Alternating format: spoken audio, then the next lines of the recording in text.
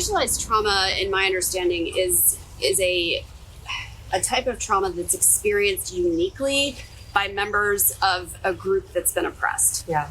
And sometimes it's referred to, or a similar concept is internalized oppression. Right. Right. And I think the resource that I would again point to is Resmaa Menakem's book called My Grandmother's Hands, in which he talks a lot about trauma that gets passed down through generations within particular cultures. There's also a really powerful book called Post-Traumatic Slave Syndrome. And I think that begins to offer texture and perspective on particular types of complex trauma that people can experience due to their membership in a group like that. I think the other thing, I just the other day heard somebody on NPR, an author,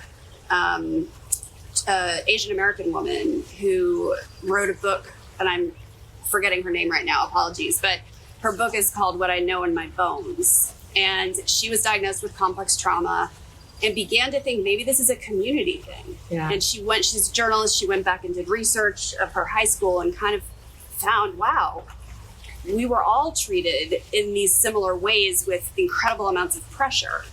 And like I said earlier, not everybody's going to develop PTSD because of that, but there is a shared experience that is characteristic of particular groups. It's so interesting when we talk about this, because I can think about, I wrote my master's thesis on internalized oppression.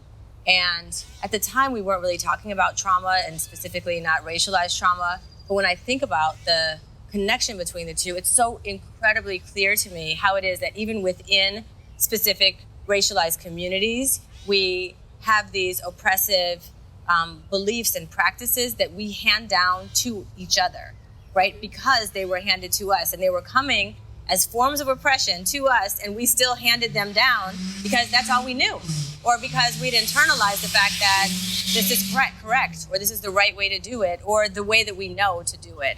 And so things like the way that we treat our children to be seen or not heard, or some of the corporal punishment, or some of the relationships and the ways that people enter into unhealthy, often, relationships with partners based on things that are not really healthy ideas, but that seem like they're kind of protective categories of things that we're looking for in another person because of being in a racialized, oppressive situation.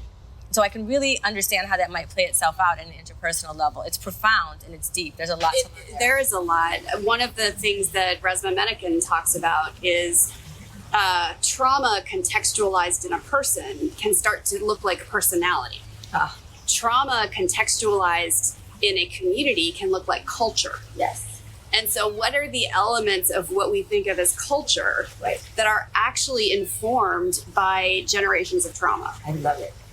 So it's very deep and fascinating. And it's interesting because for many years, as a person who studied culture a lot, I've always thought, and it hasn't been with the same lens on trauma, but it's always been culture and oppression are not the exact same thing, right? There's a lot of really amazing and beautiful things that cultures do and that they're meant to do. And there's also a lot of oppression that lives inside of every single culture. Yep. And it's quite possible to be in love with your culture without being in love with some of the oppressive behaviors and tendencies, and really having to decouple the oppression, right? But that's a lot of really complicated work, because the same people that taught you the culture and the values and the love and the tradition and the beliefs also often taught you the oppression, right? The culture transmits.